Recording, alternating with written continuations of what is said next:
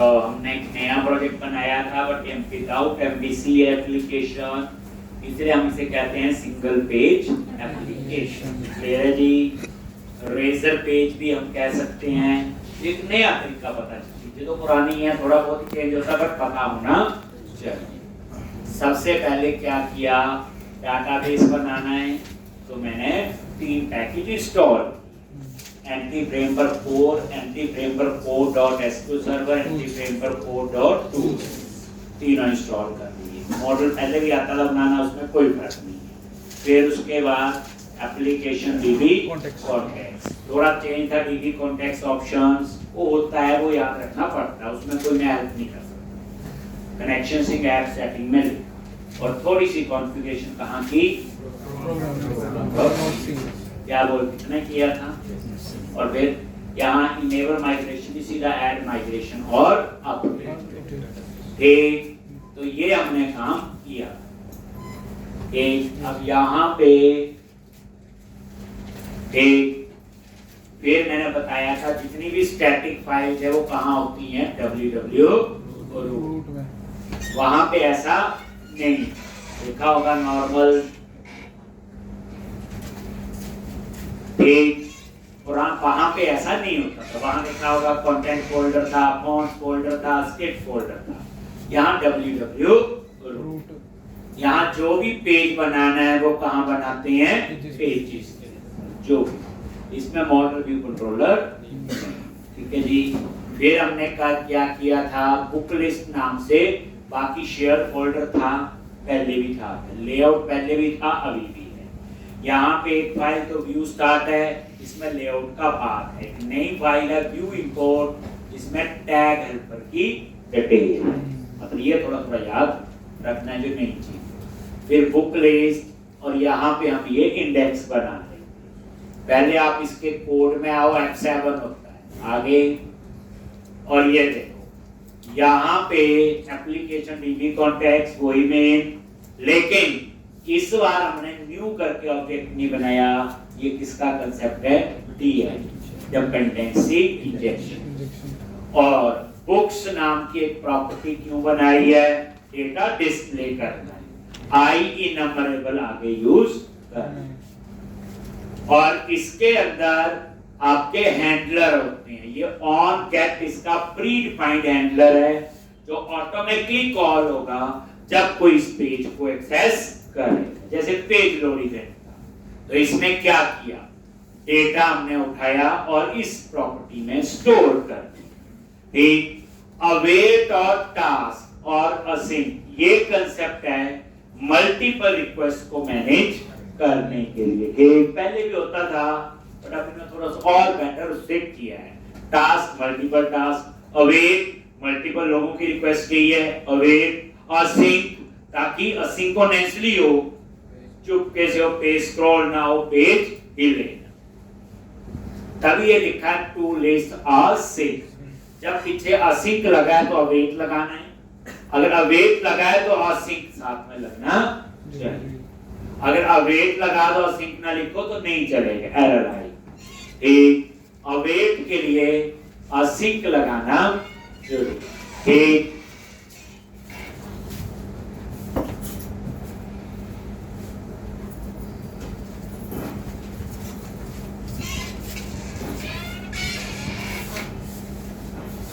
तो ये अब इसको एक्सेस करने के लिए इसका व्यू बना रहे थे, तो रो 9 कॉलम में हेडिंग आ गया, कोई मुश्किल नहीं, न्यू, बस यहाँ पे ASP पेज का पाथ आएगा। तो मैं अपसर्ट नाम का पेज बनाऊं और वो पेज मैंने बुक लिस्ट फोल्डर के अंदर ही बनाना है, तो मुझे पाथ देने की जरूरत नहीं, जहां बैठे हैं। बाकी टेप कंटेनर राउंडेड बॉर्डर आएगा एक, और ये टेबल बना, वही टेबल वही जो हम लोग बना। ठीक, उसके बाद ये लूप लगा के डेटा डिस्प्ले।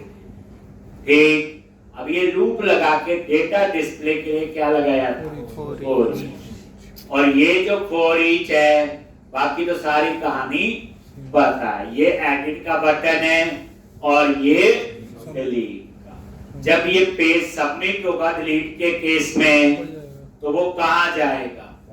फॉर्म टैग के अंदर, क्योंकि जब भी इनपुट टाइप सबमिट लिखा है तो फॉर्म टैग लगाना पड़ेगा। पुराने में तो कैसे लगाते थे? यूजिंग html.begin फॉर्म, यहाँ सीधा नॉर्मल फॉर्म टैग, और ये पूरा लूप में के अंदर मैंने डाला। ठीक, यहाँ तक। लास्ट मैंने पूछा था मेथड गेट और पोस्ट, दो मेथड होते हैं मेन। पढ़ के आए हो? कौन पढ़ के आएगा? ना जी करना, 1 2 और टाइम नहीं लगा होगा।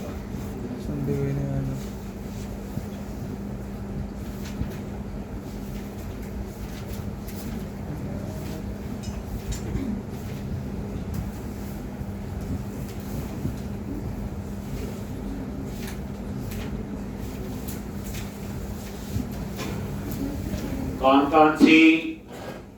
गेट और गेट और पोस्ट, ये फॉर्म के दो मेन मेथड होते हैं। ठीक, क्या इनका डिफरेंस है? तो पहली बात, गेट का काम भी सर्वर पे डेटा भेजना और पोस्ट का भी। डिफरेंस क्या है? डाटा कैसे भेजना। तो सबसे पहले इन केस ऑफ गेट के केस में डेटा जो है दैट कंकैटिनेट विद यूआरएल, यानी गेट के केस में डाटा जाएगा तो सर्वर पे, लेकिन जाएगा कैसे? यूआरएल। तो data concatenate with URL, data concatenate with URL. जो एड्रेस बार में यूआरएल है, ठीक, और वहां पे data concatenate with URL, data जो है यूआरएल के साथ कंकैटिनेट होता है।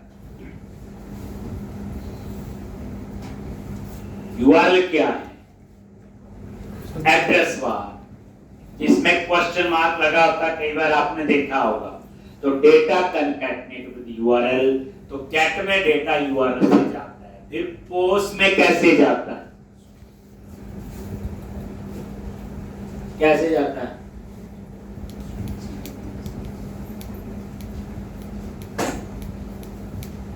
ये नहीं बोलना कि कैट में डाटा यूआरएल से जाता और पोस्ट में यूआरएल से नहीं जाता। जाएगा तो उसमें भी डाटा ही। तो याद रखना, पोस्ट के केस में डेटा जो है वो HTTP हेडर से जाता है। कैसे जाता है डेटा? HTTP header.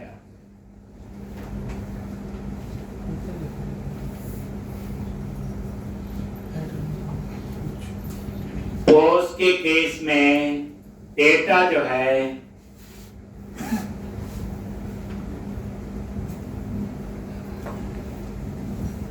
वो HTTP हेडर से जाता है। HTTP हेडर आपके यूआरएल में डिस्प्ले नहीं होगा। एक HTTP हेडर जो है वो यूआरएल में डिस्प्ले नहीं होगा। ठीक, तो HTTP हेडर जो है, जैसे कोई सेंसिटिव इंफॉर्मेशन आप चाहते कोई उसे चेंज ना कर ले, उसे नजर ना आए, तो वो सेंसिटिव इंफॉर्मेशन को भेजने के लिए पोस्ट यूज करते हैं। गेट में हम सेंसिटिव इंफॉर्मेशन नहीं भेजते, जैसे पासवर्ड हो गया। तो कोई इंफॉर्मेशन सिक्योर है, गेट में तो यूआरएल में नजर आ जाएगा। कोई बोलेगा मैंने एन्क्रिप्ट कर दिया, तो डीक्रिप्ट करने वाला ज्यादा एक्सपर्ट हो सकता है। तो जो पोस्ट है उस केस में जो डेटा है वो आपका एक सेंसिटिव डेटा जो है वो हम पोस्ट से भेजते हैं, इसलिए हम कहते हैं पोस्ट सिक्योर है, गेट जो है वो सिक्योर नहीं। गेट क्या है? Not secure. पोस्ट क्या है? सिक्योर।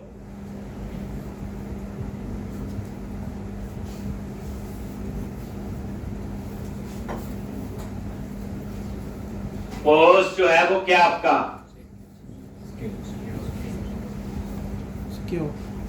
ठीक, पोस्ट जो है वो सिक्योर। ठीक, जैसे गेट के केस में, in case of gate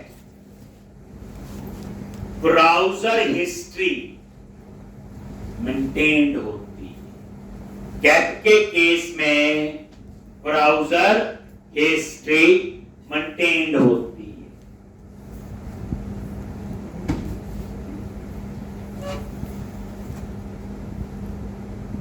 gate के केस में ब्राउजर हिस्ट्री जो है वो मेंटेन्ड होती है।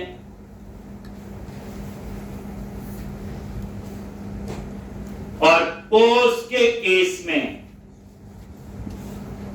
ब्राउजर हिस्ट्री जो है वो मेंटेन नहीं हो। गेट के केस में ब्राउजर हिस्ट्री जो है वो मेंटेन, गेट के केस में ब्राउजर हिस्ट्री मेंटेन होती है और पोस्ट के केस में ब्राउजर हिस्ट्री मेंटेन नहीं होती। ब्राउजर हिस्ट्री पता है आप लोगों को, कौन सी वेबसाइट खोली, सारी डिटेल रहती है उसमें। तो गेट के केस में ब्राउजर हिस्ट्री मेंटेन होती है, पोस्ट के केस में मेंटेन नहीं होती। इसलिए पोस्ट जो है वो सिक्योर है, गेट जो है वो सिक्योर नहीं। गेट के केस में पेज कैश हो सकता है, कैशे मेमोरी में। इन केस ऑफ गेट ना, जो पेज है वो कैश हो सकता है। ठीक, कैशे मेमोरी सिस्टम की फास्टेस्ट मेमोरी होती है। जैसे कई बार इंटरनेट नहीं भी चल रहा है, वर्क ऑफलाइन होता है, तो आपका पेज तो खुल जाता है ना। वो पेज कहां से आता है? कैशे। तो कैशे मेमोरी जो होती है सिस्टम की वैसे फास्टेस्ट मेमोरी होती है।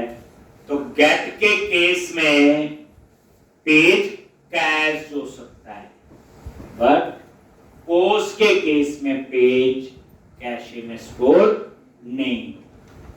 दैट्स व्हाई गेट सिक्योर नहीं है, पोस्ट जो है वो आपका सिक्योर। पोस्ट के केस में ठीक, जैसे कोई पूछे गेट जो है ठीक वो सिक्योर नहीं है, हम इतना बोल के चुप है, पोस्ट सिक्योर है। रीजन क्या देते हैं? गेट में डाटा यूआरएल से जाता है और पोस्ट में डाटा यूआरएल से नहीं जाता, पोस्ट में डाटा एचटीटीपी हेडर से जाता है। ये थोड़ा सा और एक्सप्लेन कर दिया कि गेट के केस में ब्राउजर हिस्ट्री मेंटेन होती है, गेट के केस में पेज कैश हो सकता है, पोस्ट के केस में ना ब्राउजर हिस्ट्री मेंटेन होती ना ही पेज कैशे में जाता है। इसलिए पोस्ट सिक्योर है और गेट सिक्योर नहीं है। नेक्स्ट, कौन सा डेटा जो है गेट से जा सकता है, कौन सा डेटा पोस्ट? बताओ। ID password. जैसे मैं पूछूं सिंपल एक एरे ये सर्वर पे लेके जाना, क्या गेट से जा सकता है कि नहीं? क्या पोस्ट से जा सकता है कि नहीं? जा तो दोनों से सकता है, दोनों से जा सकते हैं।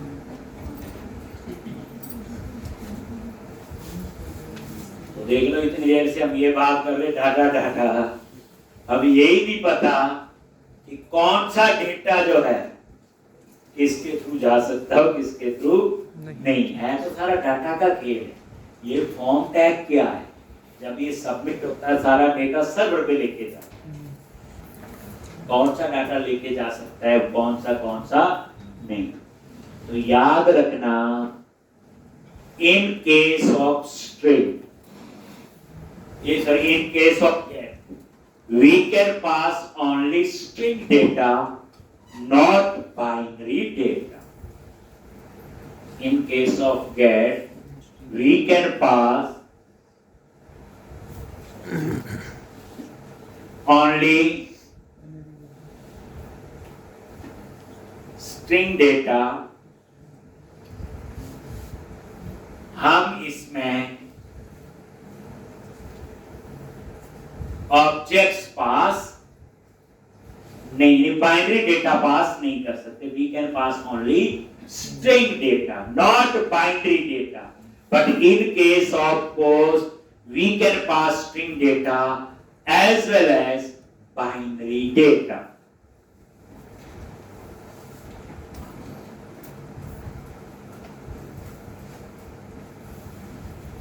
अब देखो स्ट्रिंग डेटा तो पता है A to Z, जो डबल कोर्स में लिख सकते हैं.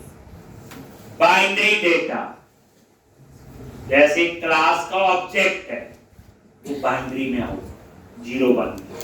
जैसे इमेज है वो 0-1 में होगी, बाइट्स में होगी. और वैसे याद रखना जो एरे होते हैं वो इन मेमोरी ऑब्जेक्ट्स होते हैं. एरे क्या होते हैं आपके? In memory objects. तो इसलिए हम एरे भी कैसे पास नहीं कर सकते, हम किससे पास कर सकते हैं? ऑब्जेक्ट्स. तो जो एरे हैं ये क्या होते हैं आपके? In memory objects. अब आप बोलोगे कि गेट में हम लोग स्ट्रिंग डेटा पास कर सकते हैं but can not pass binary data.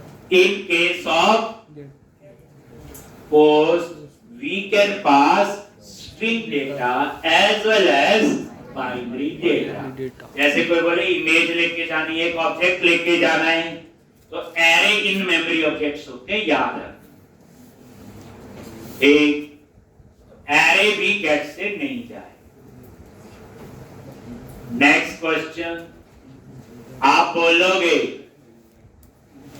ये तो गेट पूरा ही है, जितना चीजें मैंने अभी तक लगवाई, पोस्ट तो अच्छा है तो गेट पर क्यों रही है? रहने दो, टाइम क्यों वेस्ट कर रहे, पोस्ट ही बताओ. देखो अब आपको गेट अच्छा लगे तो कोई भी चीज है जब इंप्लीमेंट करते हैं तब जरूरत होती है कि कहां कौन सी चीज यूज करनी. पढ़ते हुए तो अच्छा है. जैसे in case of get we can apply bookmarks. We can apply bookmarks. हम bookmarks apply कर सकते हैं.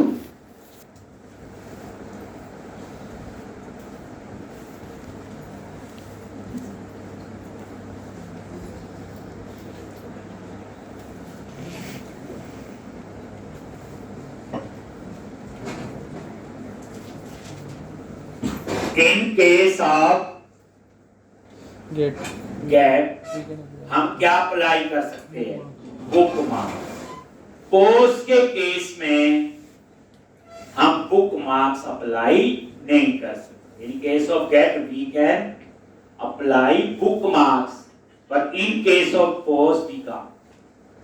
यानी पोस्ट के केस में हम बुकमार्क्स अप्लाई नहीं कर सकते. बुकमार्क्स पता है? यस क्या सर, जहाँ जिस पेज में खोला है उसी में तो सिंपल बात है. कोई बुक पढ़ रहे हो क्या? आजकल पढ़ते ही वैसे ही. तो बुक पढ़ रहे हो तो हम लोग आज इतना पढ़ लिया बाकी कल पढ़ लेंगे तो बुक मार्क्स लगा देते हैं. तो हर एक अपने आप करता है, कोई पेज ही फोल्ड कर देता है, कोई पेज को ही निशानी लगा, कुछ ऐसे करते हैं. वो बुक मार्क्स ही होते हैं किस्म से. सेम उसी तरह से ऑनलाइन तो वहां भी आप लोग कोई चीज पढ़ी, हम फेवरेट में ऐड कर लेते हैं, कल फिर पढ़ेंगे तो हम फेवरेट से दोबारा उठा लेते हैं, उठा लेते हैं. ठीक, तो वो क्या होते हैं? बुकमार्क्स. तो गेट के केस में बुकमार्क्स इसलिए अप्लाई होते हैं क्योंकि वहां ना यूआरएल में सारी डिटेल होती है, कौन सा पेज नंबर क्या सारा है, इसलिए वो पूरी मेंटेन रखता है. कल को हम क्या करते हैं, उस यूआरएल को कॉपी करके रख लेते हैं, उसे फेवरेट में ऐड कर देते हैं, उसका बुकमार्क बन जाता है और नेक्स्ट टाइम डिट्टो वही यूआरएल ओपन. तो गेट के केस में बुकमार्क्स अप्लाई हो सकते हैं, पोस्ट के केस में नहीं हो सकते. गेट जो है अदरवाइज देखा जाए गेट परफॉर्मेंस वाइज बेटर है पोस्ट के कंपैरिजन। ये गेट पोस्ट का रेफरेंस है। आप क्या लेते हैं, हम एचटीएमएल पढ़िए, क्या पढ़ा हो, bold italic underline, table TH और क्या हीरो और क्या पढ़ा हो बच्चे, वो तो 5वीं 6वीं वालों बच्चों को भी आता है। ठीक, जितनी एचटीएमएल यूज करते हैं इतनी आती होती है उनको, थोड़ा बहुत हमें चीजों का पता होता कुछ और तरह से, अदरवाइज कोई इतना मेजर नहीं होता, लेकिन जो मेजर चीजें हैं वो तो आनी चाहिए। अगर मुझे गेट पोस्ट नहीं पता, फॉर्म टैग नहीं पता, तो एचटीएमएल में क्या पढ़ के आ गया, फोटो बनानी है। तो आजकल तो एचटीएमएल वैसे बन जाती है फोटोशॉप वगैरह में, आपको कुछ करने की जरूरत नहीं। ठीक, चलो, गेट जो है उसकी परफॉर्मेंस बेटर होती पोस्ट के कंपैरिजन में। कैसे? गेट में क्या होता है, स्मॉल अमाउंट ऑफ डेटा के केस में गेट बेटर है, लार्ज अमाउंट ऑफ डेटा के केस में post better. Small amount of data के केस में गेट बेटर है, लार्ज अमाउंट ऑफ डेटा के केस में पोस्ट बेटर।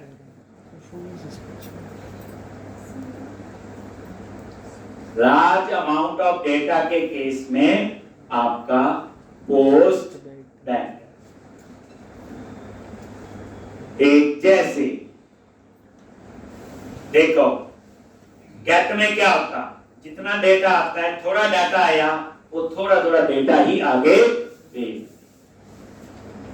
एक थोड़ा डेटा आएगा थोड़ा ही आगे भेज, थोड़ा small amount of data pass कर दिया तो वेट नहीं करनी पड़ती।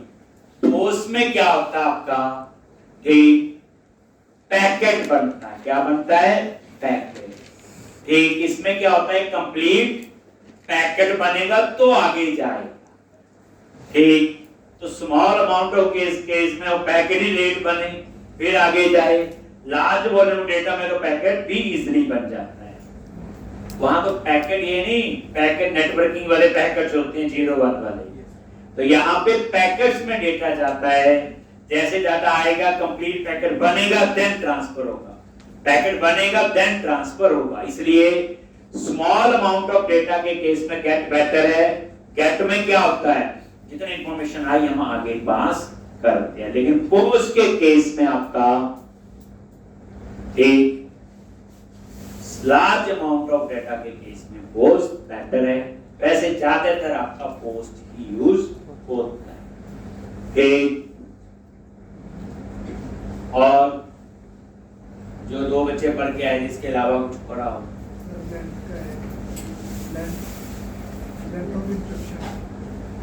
तो याद रखना, जो एड्रेस बार में यूआरएल होता है उसका ना कुछ मैक्सिमम साइज होता है, इससे ज्यादा बड़ा नहीं हो सकता। अब ये size browser to browser vary करता है। अब कई ब्राउजर में 2086 कैरेक्टर कहीं पढ़ा था मैंने, कईयों में 255, कईयों में 1024, तो अगेन ब्राउजर टू ब्राउजर। तो कहने का मतलब मेरा यह है, गेट के केस में हम लिमिटेड डेटा पास कर सकते हैं क्योंकि यूआरएल का एक मैक्सिमम साइज होता है, आप उससे ज्यादा डाटा नहीं पास कर सकते। पोस्ट के केस में आप अनलिमिटेड डेटा भेज सकते।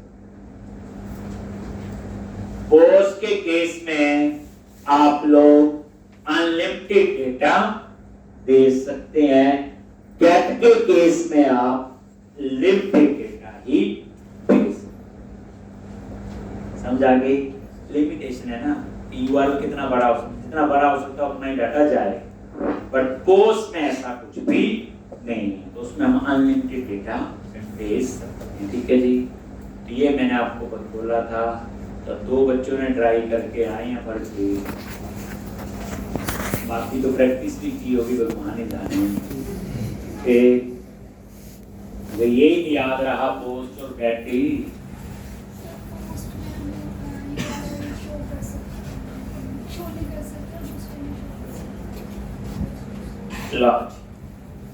तो इतना तो हमने ये काम कर दिया। ठीक है जी, चले आगे आप। तो अब हमने क्या करना है आगे?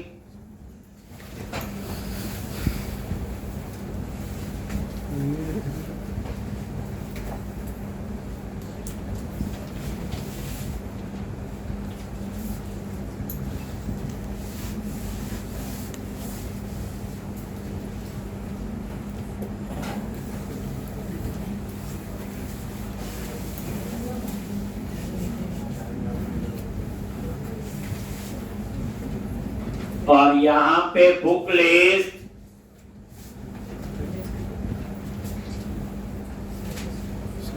आ गया। तो अब हम सबसे पहले न्यू बुक और इसके लिए बनाएंगे अपसर्ट। क्या बनाएंगे? अपसर्ट। यही नाम यहां पे लिखा। तो क्या करो, बुक लिस्ट फोल्डर पे आ जाओ, पेजेस के अंदर, और यहां नया रेजर पेज ऐड करो। पेजेस पे गए, बुक लिस्ट पे राइट क्लिक किया,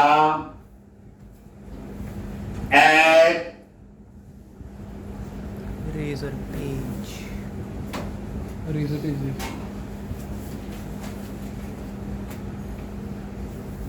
razor page.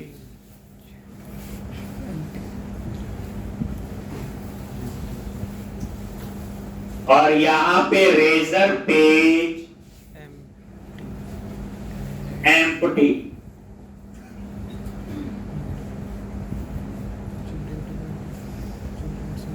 Razor page empty, और इसका नाम हम रख देंगे अपसर्ट।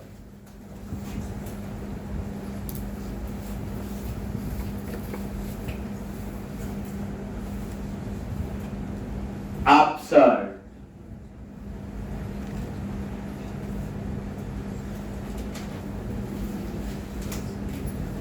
ठीक। और ये रेजर पेज आपका एक और अपसर्ट नाम से बन। बुक लिस्ट के अंदर यहां कोई एक्शन नहीं होते। अब इसके HTML में, सॉरी, कोड फाइल में जाओ। अब यहां पे फिर वही डाटाबेस यूज करना है। तो क्या लिखोगे? Read only application dB context. देखो कितनी अच्छी हेल्प आती है। ठीक। और इसके कंस्ट्रक्टर में जाओ, वही CTR, और यहां पे एप्लीकेशन डीबी कॉन्टेक्स्ट, और यहां पे ये TI का कंसेप्ट है, डिपेंडेंसी इंजेक्शन।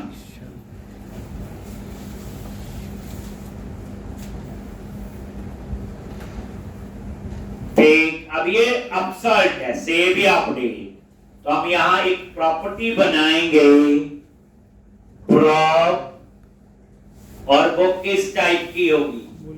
बुक टाइप की। अब यहां आई इनमरेबल नहीं होगा, इसमें एक बुक ही सेव होगी, एक ही अपडेट होगी, इसलिए इसमें आई इनमरेबल नहीं।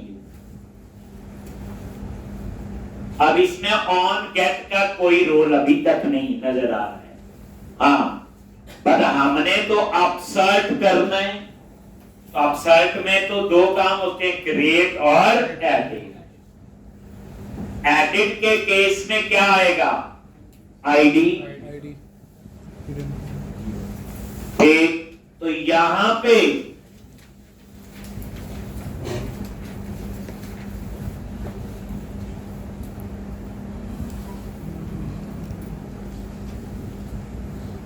ऑन गेट कब कॉल होता है? जब इस पेज पे आते हो। तो अब आप क्या करो? तो अभी ऑन गेट में मुझे लिखने दोगे, फिर आपने लिखना इन, याद आ गया होगा इतना, आईडी। और यहां पे क्या करो? बुक क्लास का ऑब्जेक्ट बना लो, न्यू बुक बना। फिर क्या लिखोगे? If ID equal to null, तो क्या करेगा? रिटर्न व्यू, उसमें व्यू व्यू खत्म हो गया, व्यू तो होता ही नहीं। सर रिटर्न ये एमपीसी थोड़ा है। रिटर्न एक रिटर्न, तो वो उसी पेज पे रहेगा। यहां क्या बनता आपका? पेज। ठीक, पहले मुझे लिखने देना। तो ये कोड तो हो गया आपका कौन सा? बोलो, रीड। अब यहाँ पे किसका कोड? एडिट। क्या करोगे यहाँ पे? बुक इज इक्वल टू, और यहाँ फाइंड करें। क्या करते हो? कॉन्टेक्स्ट डॉट, पहले मुझे पता चीजों का, बुक्स डॉट फाइंड, लेकिन यहां हम कर रहे हैं फाइंड। ठीक, तो यहां पे गेट वैल्यू और डिफॉल्ट नल के केस में पहली बात नॉर्मल फाइंड नहीं यूज किया, फाइंड असिंक। अगर असिंक लिखा है एरर दे रहा है तो मुझे आगे क्या लगाना पड़ेगा? अवेट। जैसे अवेट लिखा ऊपर असिंक आ गया। ठीक, ऊपर क्या आ गया? असिंक। देखो अपने आप, if book equal to null, तो रिटर्न क्या करोगे? इसमें HTTP नॉट फाउंड नहीं होता, इसमें नॉट फाउंड होता। ठीक, अब HTTP नॉट फाउंड पुराने में होता।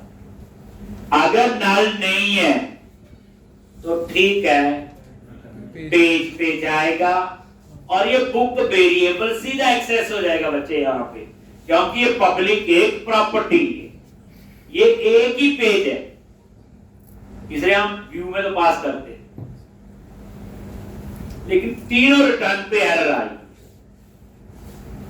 तो रिटर्न का होगा कुछ रिटर्न कर रहे, तो यहां पे क्या आ रहा है?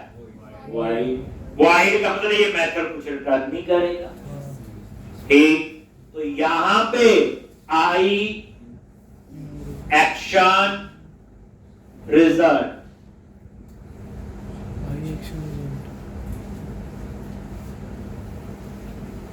टास्क तो लिखना है।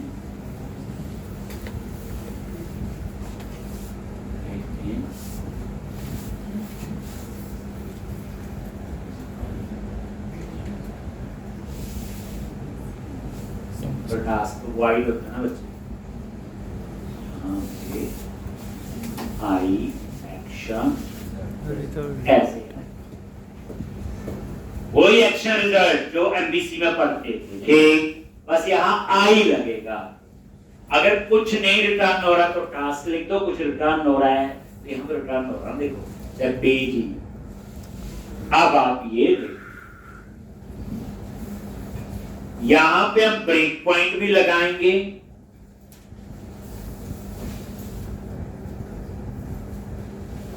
चीज वही थी, थोड़ा सा चेंज कर रहे हैं। ठीक, अब वहां आप सर्च ना ढूंढना ना, वो पेज है, यहां पे ऑन गेट, क्योंकि जब भी इस पेज पे आओगे तो ऑन गेट हैंडलर यूज हो, और ये वही काम कर रहा है क्रिएट और एडिट का।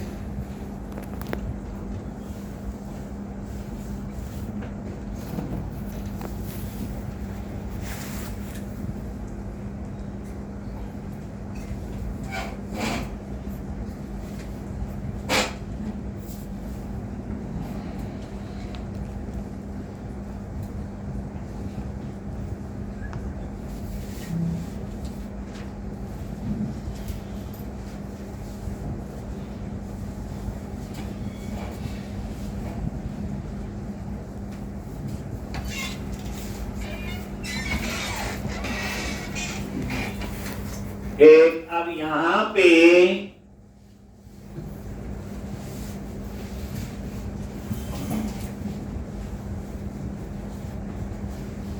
अब ये रन करके देखो एक बार।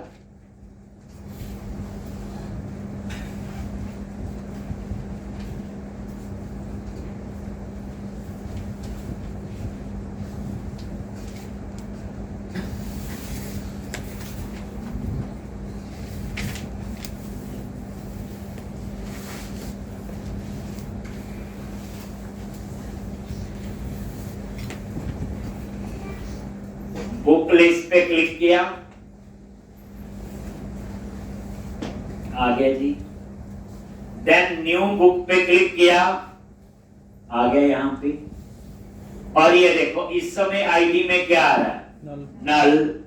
क्वेश्चन मार्क है, नल अलाउ है, नहीं तो इंटीजर में नल अलाउ नहीं होता। ऑब्जेक्ट बना, आईडी नल है तो रिटर्न यहीं से सीधा पेज पे चला जाए। आ गया। अब हम यहाँ पे अपना टेक्स्ट बॉक्स वगैरह लगाएंगे, ठीक है जी। तो अब हम लोग यहाँ पे ये ब्रेक पॉइंट डाल देंगे तो बार बार रिफ्रेश पे यहाँ जा रहे हैं। एक F7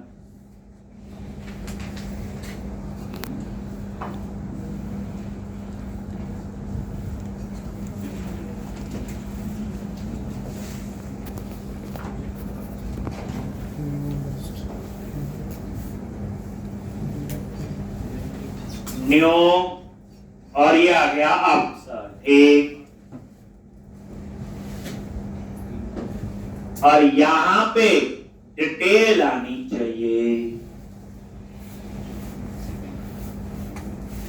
तो उसके लिए आप लोग क्या करते? अपसर्ट डिजाइन पे आ गए। अब यहां पे सबसे पहले क्या?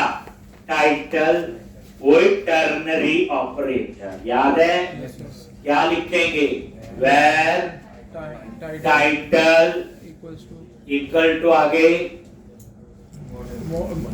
Name model dot model dot book dot ID is not equal to 0, तो क्या आएगा?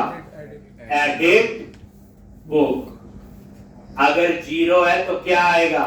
New book. ठीक इसी तरह से सेव, अपडेट, ये किए हुए हैं चीजें। और मॉडल बोले तो ये अपसर्ट मॉडल जो ये ऐड है बच्चे, और ये वाला अपसर्ट मॉडल ये है।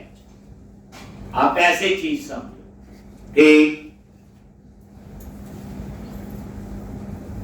ये जो है इसी के कोड में ये है, और इस अपसर्ट के अंदर बनाया हुआ वो इस तरह से एक्सेस होगा।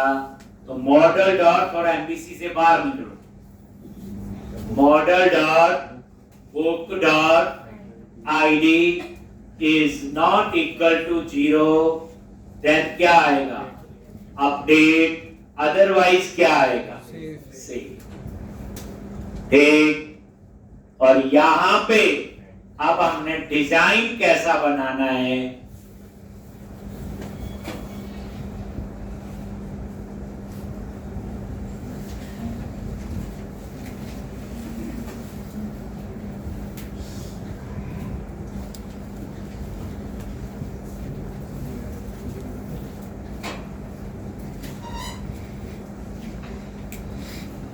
ठीक। अब हम हेडिंग H2 में हेडिंग देंगे टाइटल,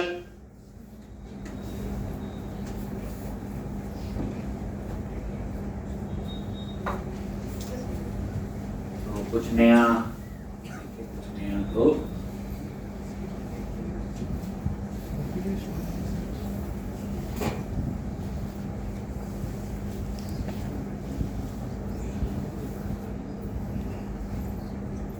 तो यहां पे सेम H2 हेडिंग दे दिया और @ टाइटल, और यहां पे क्लास टैक्स हाइपर प्राइमरी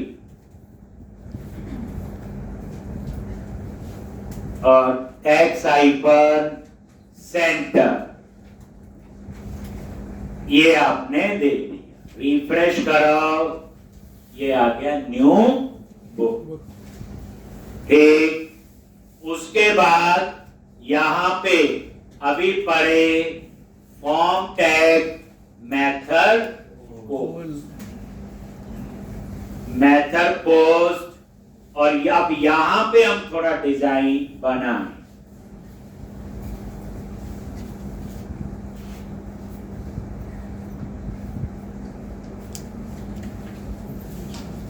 एक तो यहां पे एक तो डिप, ये देखो वैलिडेशन समरी, ये आ गई क्लास टेक्स्ट हाइफन डेंजर। पहले ये चीज नोटिस करो, वहां कैसे लिखते थे @html डॉट वैलिडेशन समरी, वो HTML हेल्पर थी, ये टैग है। दूसरी बात, एक अगर हम एडिट कर रहे हैं तो model dot book dot ID is not equal to 0, और इसको हम कहां डाल देंगे, हिडन में। तो सीधा इनपुट टाइप हिडन, और यहां बाइंडिंग के लिए ASP4, क्या आता है यहां पे बाइंडिंग के लिए ASP4 और बुक डॉट ID। क्या आ जाएगा आपका, model dot book dot ID लिख लो, ये ऐसे भी चल जाएगा क्योंकि मॉडल तो ऊपर ऐड ही है, तो बुक डॉट ID। हिडन क्यों लिया, यहां बच्चे ASP4 है, एक बार ऐसे है। ठीक, ये हमने कब लिया, जब हम एडिट करते हैं तो हमें क्या चाहिए होता, ID।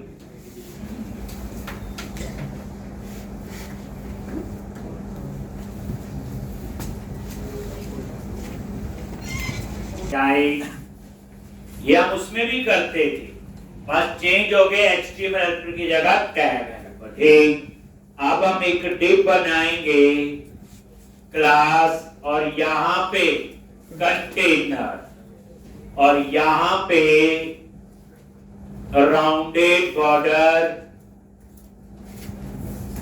दे दिया। ठीक, ऐसे कंटेनर जिसके अंदर हम कुछ और डेटा ऐड कर सकते हैं, राउंडेड बॉर्डर आ जाएगा। अब उसके अंदर एक उसके लिए एक क्लास फॉर्म हाइफन ग्रुप रो, एक बार आप पता चल जाएगा, सेम डिजाइन रहेगा। फिर पहले फॉर्म ग्रुप लिखते थे, इस बार रो लिखा, बताया हुआ एक डिप में कितने कॉलम होते हैं, 4। रो का मतलब हॉरिजॉन्टल, ऐसे ही नहीं आएगा, इसलिए मैंने रो लिखा। अब मैंने यहां लिखा डिव क्लास कॉल हाइफन 4, इसमें क्या आना चाहिए, हेडिंग 4 कॉलम में, तो उसके लिए लेबल, और यहां ASP4, और यहां पे क्या लिखोगे, ASP4, और यहां पे बुक डॉट टाइटल, और ये आपका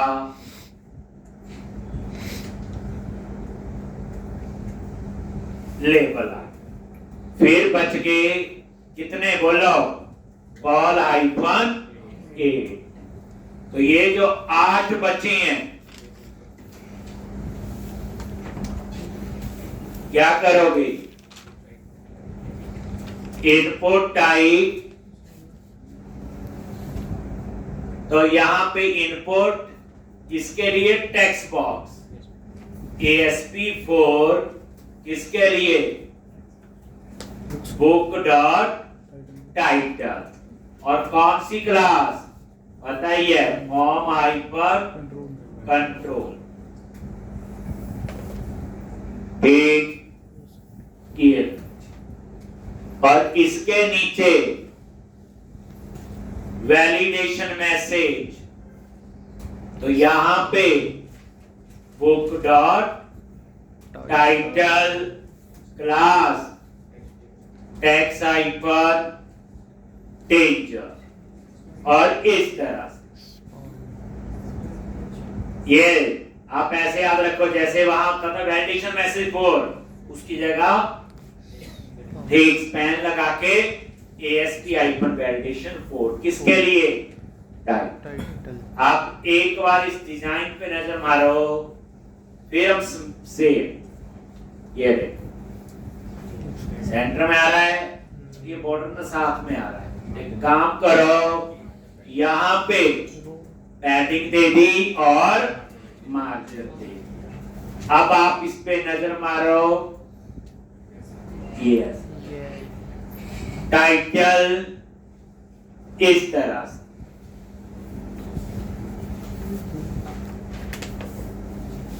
और यहां पे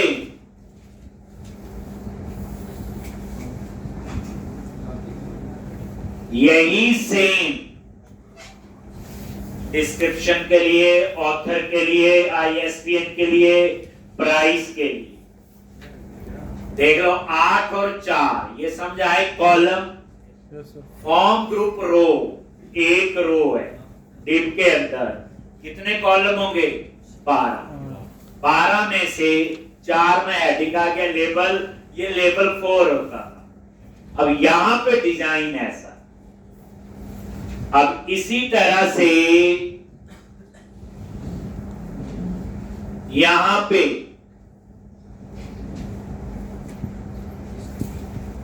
यही डिजाइन से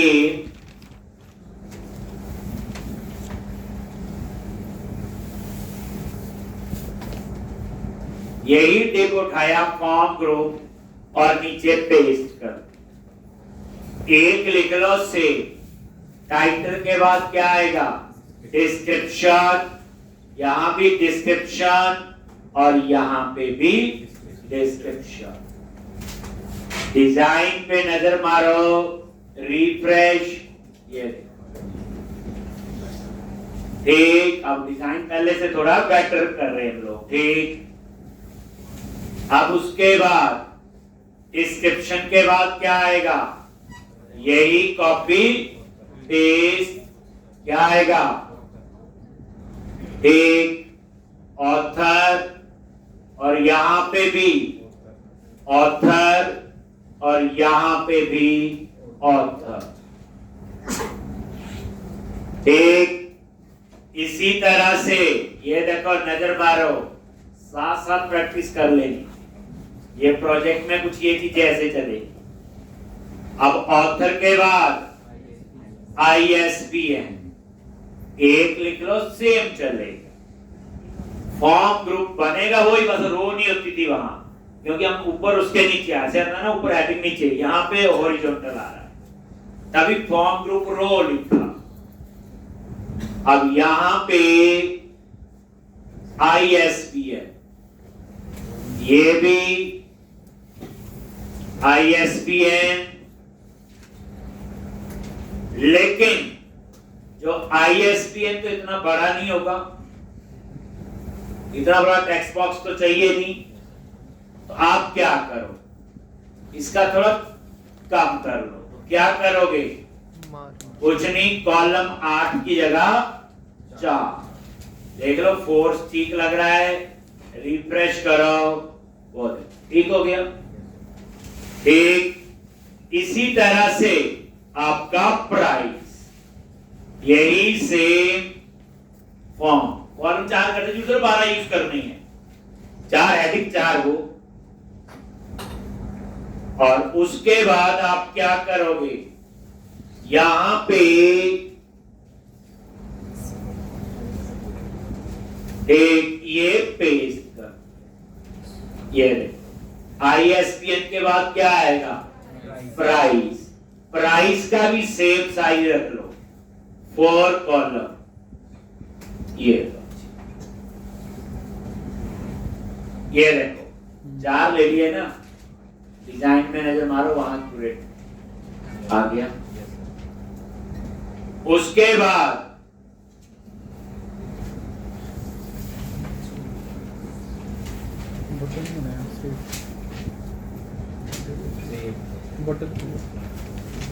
एक बटन, एक बटन होगा सेव अपडेट, और एक होगा बैक टू लिस्ट, थोड़ा अलग कर रहे हैं। एक पहले ये लिख लो,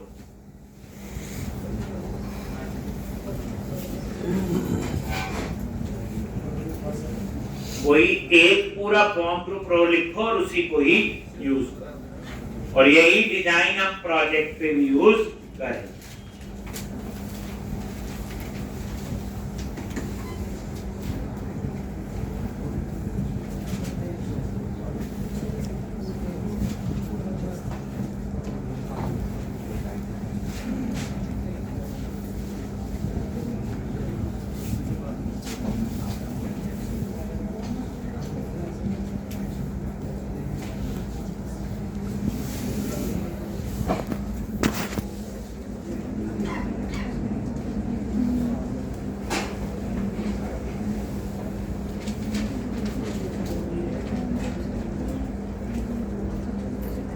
बस इसमें कॉलम 4 की है, प्राइस और ISBN में डिजाइन में। तो यहाँ पे HTML हेल्पर नहीं यूज हुई, क्या यूज हुई? Tag helper. टैग हेल्पर क्या? ASP4, ASP वैलिडेशन 4, ये सारे क्या है? टैग। और इसके लिए फाइल इन्होंने दी है व्यू इंपोर्ट, याद रखना जो उसमें नहीं।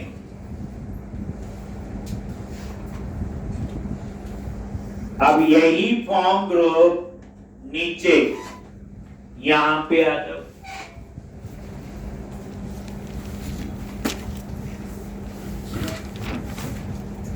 और यही सेम क्या चेंज होगा पहले समझोगे। ये लेबल है,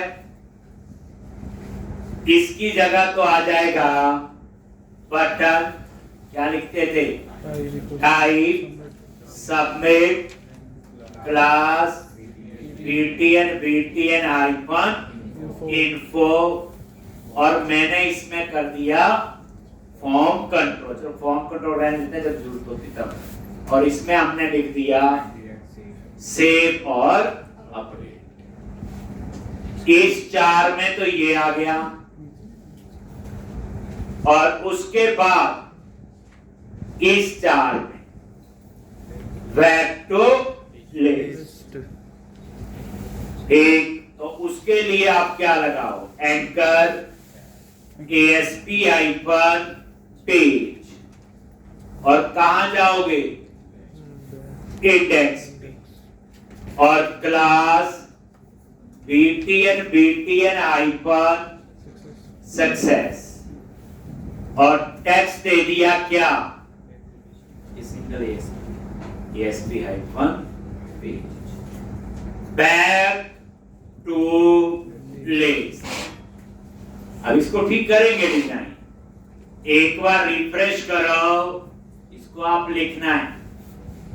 बटन के साइज तो कोई खास अच्छे नहीं लग रहे, और तो आप क्या करो, इस साइज में अप्लाई कर दो फॉर्म। इससे क्या होगा? वो उतना साइज ले लेंगे जितना इस कॉलम का है, नहीं तो बाय डिफॉल्ट जितना कंटेंट आप लोग लिखते हो लॉन्च, और ये रिफ्रेश किया, आ गया। अब उसके बाद आगे ये यहां नहीं अच्छा लग रहा है, ये आगे आना चाहिए, तो क्या करोगे? लग तो गए, देखो दोनों। इस साइड में मैं चाहता हूं इस 8 के नीचे आए दोनों, 4 4। ठीक, तो यहां पे ऊपर आगे शिफ्ट करना है, तो क्या लिखोगे? ऑफसेट 4, क्योंकि 4 कॉलम ही आगे लेके जाना है, तो ऑफसेट 4 और रिफ्रेश हो गया। ठीक, फर्स्ट क्लास। डिजाइन देखो, ये तो 4 के। तो अब आप लोग ये लिखो इस चीज। ठीक, डिजाइन ही है, काम तो हमें आता ही था पहले, तो वैसे कितनी प्रैक्टिस करके आओगे, और कल हम इसी में ही आगे करेंगे।